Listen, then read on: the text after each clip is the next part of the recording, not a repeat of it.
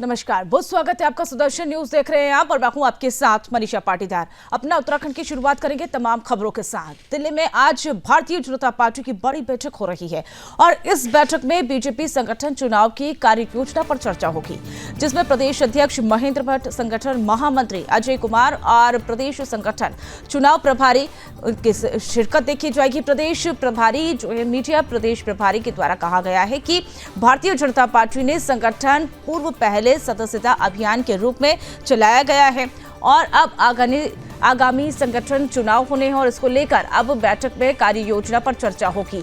मानवीर सिंह ने कहा कि आगे मंडलों का चुनाव होगा, जिलाध्यक्ष, प्रदेश और फिर राष्ट्रीय स्तर पर संगठन में चुनाव होंगे और इसको लेकर आज दिल्ली में कार्यशाला का भी आयोजन होगा।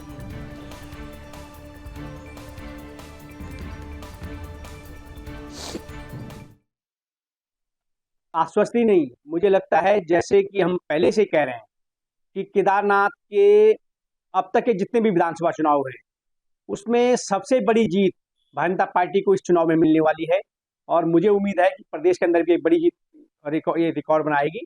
और जिस प्रकार से वहाँ की जनता ने आदरणीय प्रधानमंत्री नरेंद्र भाई मोदी जी के द्वारा जो केदारनाथ पुनर्निर्माण को लेकर के और केदारनाथ को विश्व स्तर पर एक नई पहचान देने का काम किया गया है और हमारे प्रदेश के मुख्यमंत्री माननीय पुष्कर सिंह धामी जी के द्वारा जिस प्रकार से वहां पर लोगों से वादा किया गया था कि जब तक ये विधानसभा विधायक के पद से रिक्त है तब तक मैं विधायक के रूप में आप पूरे सभी जनता की जो मैं सेवा करूंगा और विधायक के रूप में विकास के कार्यों को आगे बढ़ाऊंगा। उन कार्यों को लगभग उन्होंने वहां पर 550-600 करोड़ रुपए की विकास की योजनाओं की वहाँ घोषणा की, उनके शासनादेश जारी हुए, उनको धरातल पर उतारने के भी काम किया गया। ऐसा काम वहां पर आदरणीय मुख्यमंत्री द्वारा किया गया। इस पर वहां की जनता मुहर लगाने जा रही है और एक बड़ी जीत भारतीय जनता पार्टी देने वाली है।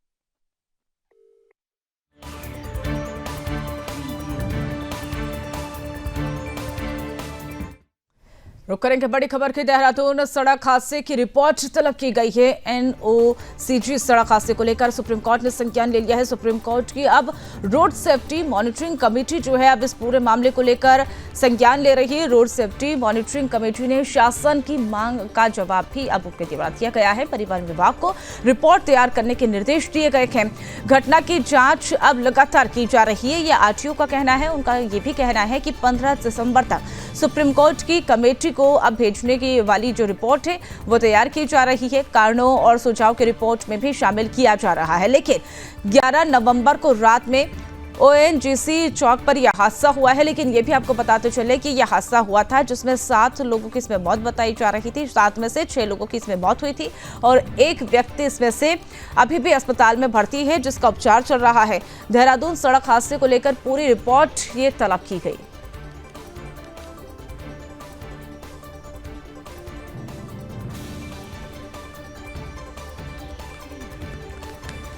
तो आपको बताते चले कि देहरादून हादसे को लेकर अब सुप्रीम कोर्ट में रिपोर्ट तलब करना है, उसको लेकर तैयारियां लगातार यहां पर की जा रही है। और ऐसे में देखिए अब जब यह हादसा हुआ है तो रोड सेफ्टी मॉनिटरिंग कमेटी ने पूरा मामला संज्ञान में लिया है और कमेटी ने शासन से इस पर जवाब भी मांगा है। पूछा गया है कि आखिर हादसे के बाद शासन के स्तर पर क्या कदम उठाए गए हैं और इस पूरे हादसे के पीछे वजह क्या रही है। ऐसी तमाम बिंदुओं पर कमेटी ने शासन से रिपोर्ट मांगी है। लेकिन इसके बाद अब शासन ने परिवहन विभाग को अब बिंदुवार रिपोर्ट तैयार करने के निर्देश दे दिए हैं, जिसमें आरटीओ प्रवर्तन शैलेंद्र तिवारी ने बताया कि घटना की जांच की जा रही है और घटना के पीछे के कारणों का पड़ताल किया जा रहा है।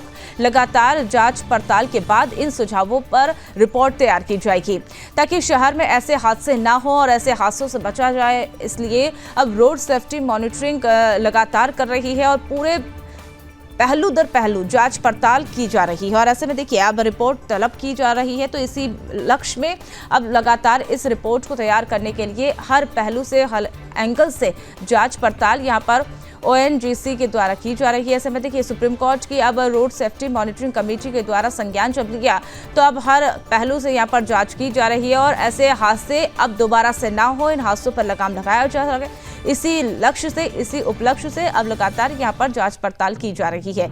लेकिन आपको ये भी बताते चले कि सड़क हादसों को अब कंट्रोल करने के लिए धामी सरकार लगातार अग्रसर और प्रयासरत नजर आ रही है और इसी बीच परिवहन विभाग को अब रिपोर्ट तलब करने के लिए भी यहाँ पर कहा गया। लेकिन विभाग की रिपोर्ट तलब हो, इसके लिए हर पहलू से यहाँ पर जांच पड़ताल करती हुई अब कमेटी नजर आ रही है और सड़क हादसों पर लगाम लगाने की कोशिश यहाँ पर की जा रही है। लेकिन ऐसे में अब लोगों को भी अवेयर रहने की जरूरत है, क्योंकि देखिए लगातार जब यहाँ पर यातायात विभाग हो या परिवहन विभाग जब भी जांच पड़ताल करता है तो लोगों से भी अवेयर रहने के लिए, सतर्क रहने के लिए यहाँ पर हिदायत अधिकारी देते हुए नजर आते हैं। लेकिन ऐसे में देखिए देहरादून में जब लगातार हादसों का आंकड़ा जो बढ़ रहा है उस पर लगाम लगाने की कोशिश यहाँ पर परिवहन विभाग के द्वारा की जा रही है और इसी बिहाफ पे कमेटी का भी गठन किया गया और कमेटी पूरी तरह से यहाँ पर जांच पड़ताल कर रही है, मांग कर रही है और ऐसे में देखिए पहलू दर पहलू यहाँ पर जांच भी की जा रही है।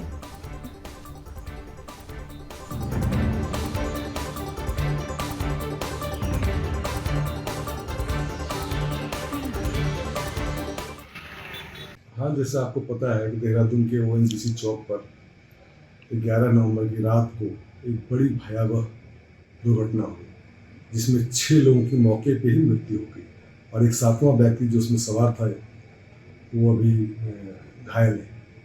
और वस्तुतः ये लोग इनोवा वाहन पे सवार थे और बल्लूपुर की तरफ से गाड़ी आ रही थी। ONGC चौक पर एक कंटेनर से पीछे से इसमें कोलिजन हुआ और उसके बाद इनोवा गाड़ी बहुत हद तक डैमेज हो गई और 50-60 फीट आगे तक घिसटती हुई चली गई और घिसटती हुई गई और एक पेड़ में टकरा गई।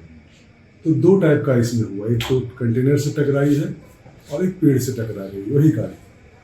तो चूंकि ये बहुत ज़्यादा नुकसान हुआ है और देखने में पता चला कि संभवतः इसमें ओवर स्पीडिंग का केस रहा होगा, क्योंकि यह तभी है जब इतना ज़्यादा नुकसान तभी होगा जब गाड़ी की स्पीड थोड़ी ज़्यादा रही, है ना। तो इसको लेकर के हम लोग बहुत चिंतित है, परिवहन विभाग भी चिंतित है, हम इससे रिपोर्ट भी मांगा गया है।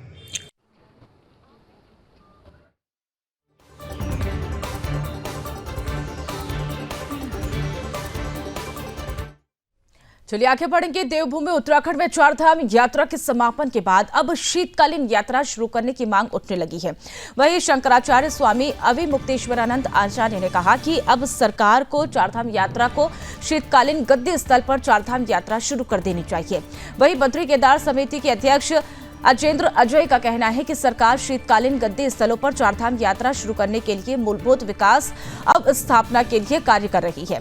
मुख्यमंत्री पुष्कर सिंह धामी के नेतृत्व में प्रथम चरण के कई कार्य पूर्ण हो चुके हैं और उसी बिहाफ पे जैसे ही सरकार मूलभूत अवस्था में कार्यों को पूरा कर लेगी, उसी के बाद अब शीतकालीन यात्रा पर फैसला लेगी।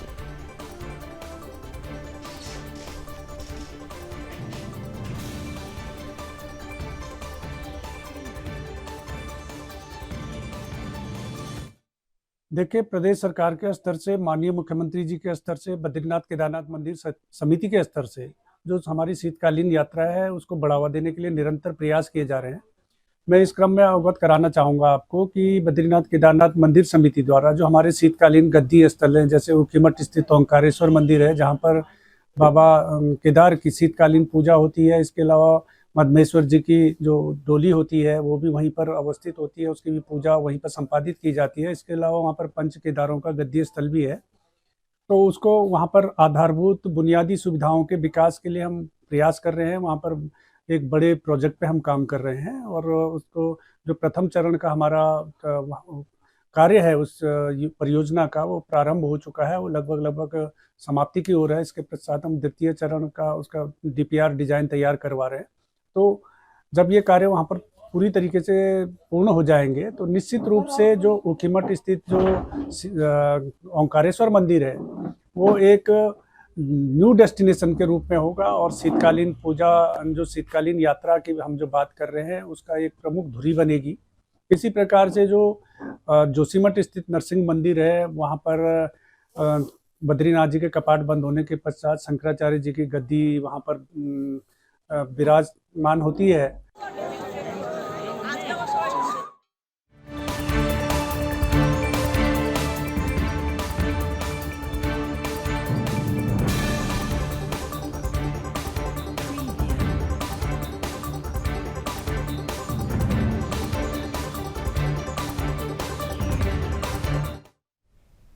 चलिए रुक करेंगे बड़ी खबर को। आपको बता देते हैं उत्तरकाशी से बड़ी जानकारी, जहां पर अतिक्रमण पर बुलडोजर चला। कार्रवाई से व्यापारियों में हड़बड़ी भी यहां पर देखने को मिली। और ऐसे में देखिए तांबा खानी, हनुमान चौक और भटवाड़ी रोड पर यह अभियान चला, जहां पर लोगों को 3 दिन पहले सूचना दी थी, ये अधिकारियों का कहना है। और ऐसे में देखिए हिंदू संगठन ने हनुमान चौक में पूजा के लिए संज्ञान लिया। उसके बाद हनुमान चौक में जिहादियों ने अतिक्रमण किया।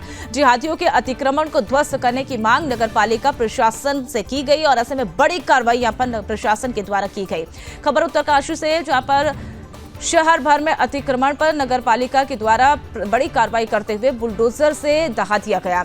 ऐसे में नगरपालिका ने तांबाखानी, हनुमान चौक, भटवाड़ी रोड पर अतिक्रमण करने का अभियान यहाँ पर जो चल रहा था, लगातार अतिक्रमण हटाने का अभियान अब यहाँ पर शुरू किया गया। और उससे पहले शहर के व्यापारियों में हड़कंप भी मच गया। पालिका ने पहले भी ये चेतावनी जारी कर दी थी। और इधर नगर पालिका के अधिशासी अभियंता के द्वारा बताया गया कि उच्च अधिकारियों ने निर्देश दिया था कि पालिका के शहर के आम रास्तों और नालियों के ऊपर अवैध रूप से खोखे बनाए गए हैं और लोगों को 3 दिन पहले सूचित किया गया था।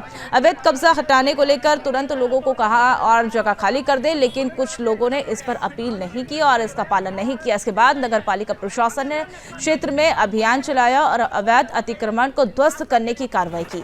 उन्होंने यह भी बताया कि अभियान लगातार जारी रहेगा जब तक पूरा शहर अतिक्रमण मुक्त न हो जाए।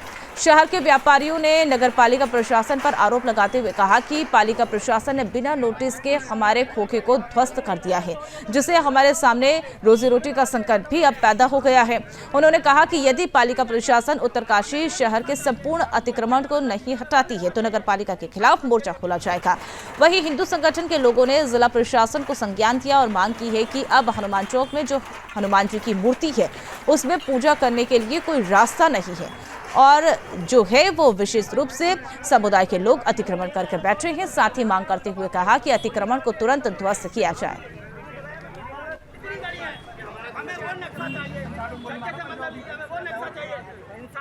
जी, हमने जो अतिक्रमण की कार्रवाई कल से शुरू करी थी, ये हमने 2-3 दिन पहले सारी बाजार में अनाउंसमेंट कर दिया गया था। ये हमको जिला प्रशासन के निर्देशन के अनुसार हमने ये कार्य शुरू किया है। आगे हम इसमें ये करेंगे कि हम अभी जो हमारे मार्केट में 3 दिन का इनको ये देंगे, नोटिस देंगे।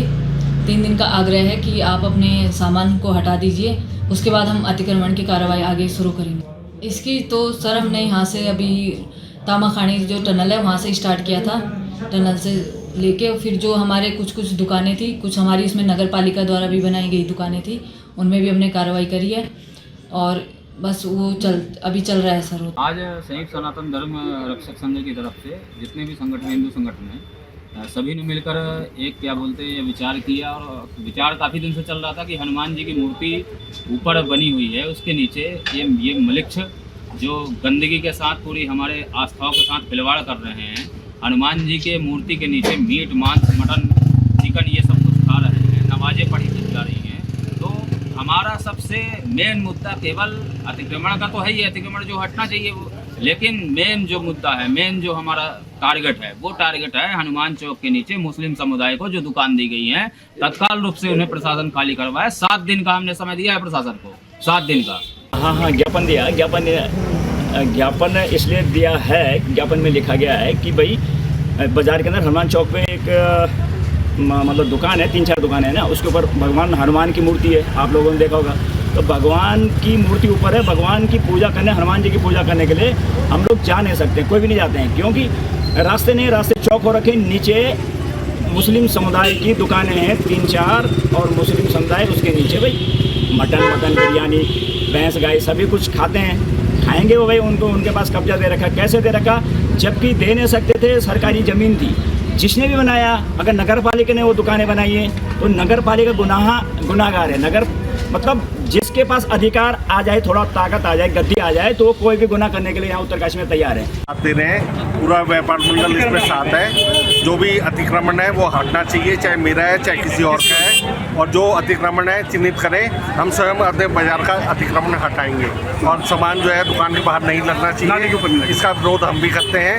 सब अपना सामान अपने हाथ में रखें और बहुत अच्छी कार्रवाई हो रही है, इसका एप्रिसिएशन करते हैं।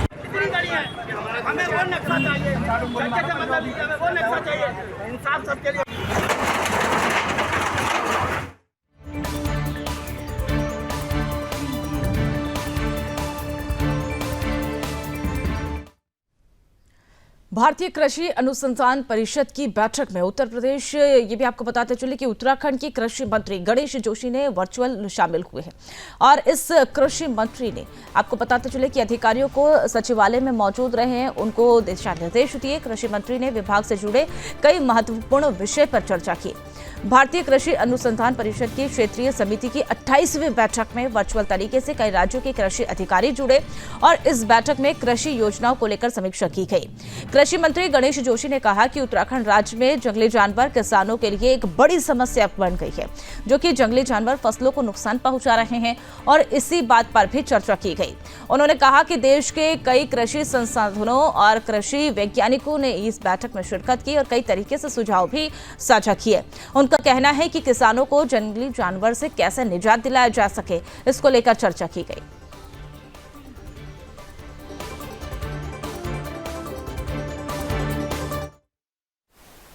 एक ICAR की एक महत्वपूर्ण बैठक में मुझे भाग लेने का मौका मिला और कई बिंदुओं पर चर्चा हुई। जो हमारे प्रदेश से संबंधित जो समस्याएं थी, चाहे घेरबाड़ की बात हो, चाहे हमारे रिसर्च सेंटर को जिंदा करने की बात हो, चाहे जो हमारा तुमड़ी आलू है जिसकी पूरे देश में डिमांड है, उसको शोध के माध्यम से और आगे बढ़ाने की बात हो, चाहे जैविक खाद की बात हो, डिमांड की बात हो, सभी बिंदुओं को मैंने इस बैठक में उठाया है। और निश्चित ही मुझे पूरा भरोसा है कि इस बैठक के बाद जो निष्कर्ष निकल कर आएगा, जो हमने केंद्र सरकार से अनुरोध किया है, वो मांगे पूरी होंगी और आने वाले समय में हमारा प्रदेश एग्रीकल्चर के क्षेत्र में, हॉर्टिकल्चर के क्षेत्र में एक नया आयाम स्थापित करेगा।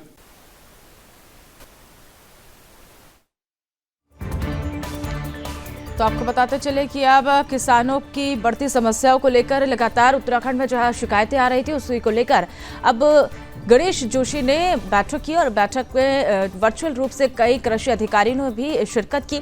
ऐसे में ये भी आपको बताते चले कि कृषि मंत्री गणेश जोशी ने परिषद में जब बैठक हुई और इस बैठक में कई दिशा निर्देश अधिकारियों को दिए गए और किसानों की जो मुख्य समस्याएं थी उनसे निजात पाने के लिए कई मुख्य धाराओं में चर्चा करते हुए गणेश जोशी नजर आए। और ऐसे में कृषि अधिकारी जब इस बैठक में शिरकत करने पहुंचे तो उनसे भी सुझाव मांगे गए और तमाम सी वो जानकारियां साझा उनके द्वारा की गई, जो कि किसानों को आने वाले समय में परेशानियों का सामना ना करना पड़े। मुख्य समस्या की अगर बात करें तो वहां पर यह बताया गया है कि जंगली जानवर किसानों की खेती को नष्ट करते हैं, तो इस समस्या से निजात पाने के कई तरीके और तर्क यहां पर देखने को मिले। और ऐसे में अब देखिए, जब कृषि मंत्री ने अधिकारियों के साथ जब बैठक की तो ये वर्चुअल माध्यम से हुई और वर्चुअल माध्यम से कई कृषि अधिकारी इस बैठक में शामिल हुए।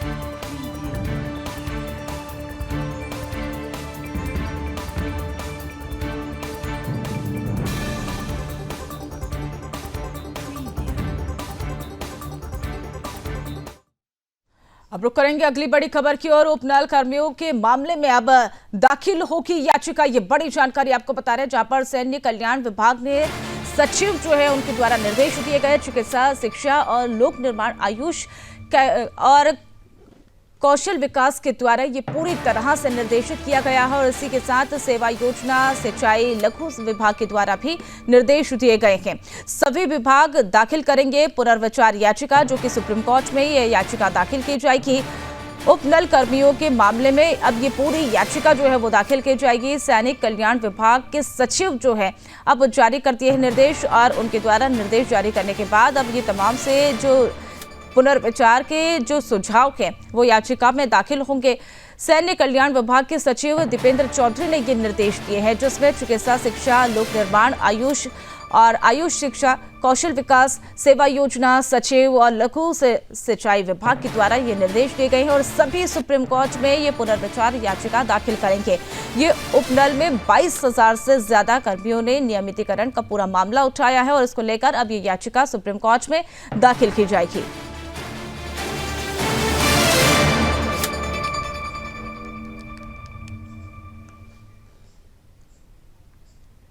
भौगोलिक दृष्टि से उत्तराखंड राज्य में आपदा जैसी स्थितियों से निपटने के लिए आपदा प्रबंधन विभाग लगातार अब सकारात्मक प्रभाव में जुट चुका है।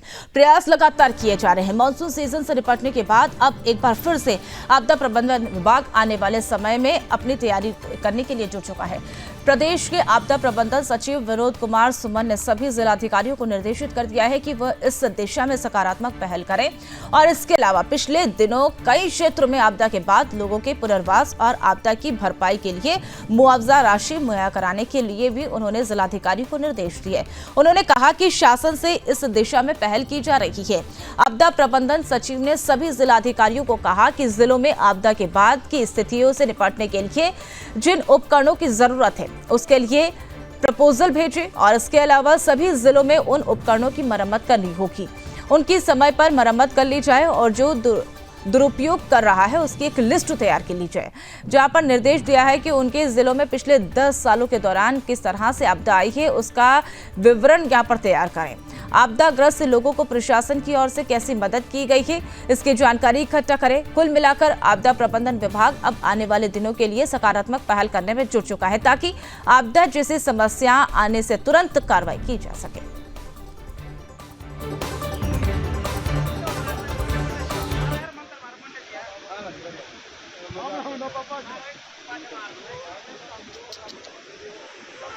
के लिए जनपदों को बहुत सारे प्रकार के उपकरण दिए गए हैं। अब चूंकि आपदा का सीजन निकल चुका है, अब हम लोग सभी जनपदों से यह अनुरोध कर रहे हैं कि जो भी उपकरण दिए गए हैं उसको एक बार पुनः चेक कर लें। जो उपकरण कार्यशील हैं उनको कार्यशील बनाए रखने के लिए जो भी ऑयलिंग, ग्रीसिंग या कोई रिपेयर मेंटेनेंस की आवश्यकता है उसको कर लें। जो उपकरण खराब हैं उसको मरम्मत कराने का कार्य करें। जो उपकरण की आवश्यकता उनको है उसका प्रस्ताव भेजें हमारे पास ताकि हम उपकरण खरीदने के लिए उनको धनराशि दे सकें या उपकरण खरीद के दे सकें। इसके अलावा आपदा में जो नुकसान हुआ है उसके प्रस्ताव हमारे पास आ रहे हैं, कुछ प्रस्ताव जनपदों के पास गए हैं। तो जो भी प्रस्ताव हैं हम सभी जनपदों से अनुरोध कर रहे हैं कि तत्काल धनराशि स्वीकृत करने का कार्य करें ताकि जो आपदा से क्षति हुई है उसको भरपाई की जा सके।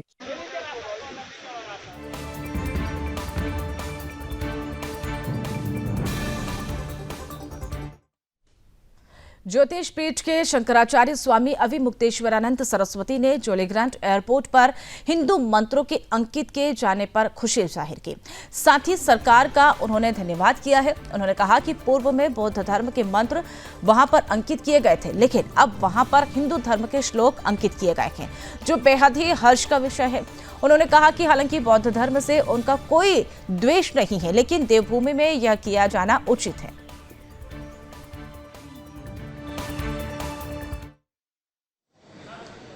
धन्यवाद करना चाहते हैं और प्रसन्नता अपनी व्यक्त करना चाहते हैं जिन्होंने देहरादून एयरपोर्ट के बाहर जो खंबे बनाए गए हैं नए, उनमें हिंदू मंत्रों को अंकित करवाया है। क्योंकि पहले जो खंबे अंकित कराए गए थे उनमें बौद्ध मंत्रों को अंकित करा दिया गया था, जबकि उत्तराखंड सनातनी प्रदेश है, यहाँ पर बौद्धों का उतना ज़्यादा कुछ काम नहीं है। हम बौद्धों से द्वेष की दृष्टि से नहीं कह रहे हैं, लेकिन यहाँ उनका ज़्यादा कोई काम नहीं है और सभी खंभों में बौद्ध मंत्र लिखे गए थे। तो हमने उस पर प्रतिक्रिया व्यक्त की थी कि ये ठीक नहीं है, लेकिन हमको प्रसन्नता हुई जब हम अभी आए और हमने देहरादून एयरपोर्ट में जो नए खंभे बनाए गए हैं उनमें देखा कि अब हिंदू मंत्र अंकित कर दिए गए हैं। तो जिन लोगों ने भी, सरकार के मंत्री ने या मुख्यमंत्री जी ने अथवा एयरपोर्ट अथॉरिटी ने, जिसने भी ये कार्य किया है, हम उनको पूरी उनकी सराहना करना चाहते हैं और ये कहना चाहते हैं कि ये काम अच्छा हुआ है। साथ ही साथ जो अराइवल के अंदर जो हॉल है उसमें जो बहुत बड़ा फलक बनाया गया है उसमें 4 धाम के साथ साथ ज्योतिर्मठ को भी अंकित किया जाना, ये भी प्रसन्नता का विषय है।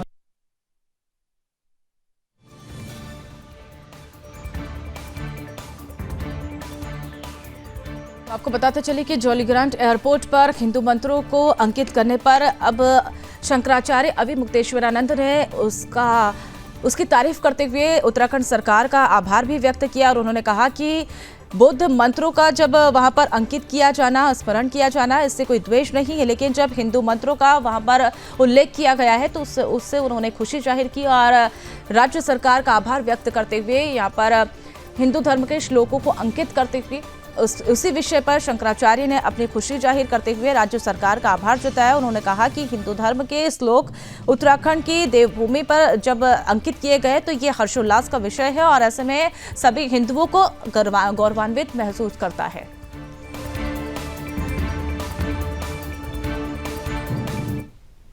तो फिलहाल अपना उत्तराखंड में मेरे साथ इतना ही। आप देखते रहिए सुदर्शन न्यूज। जय हिंद।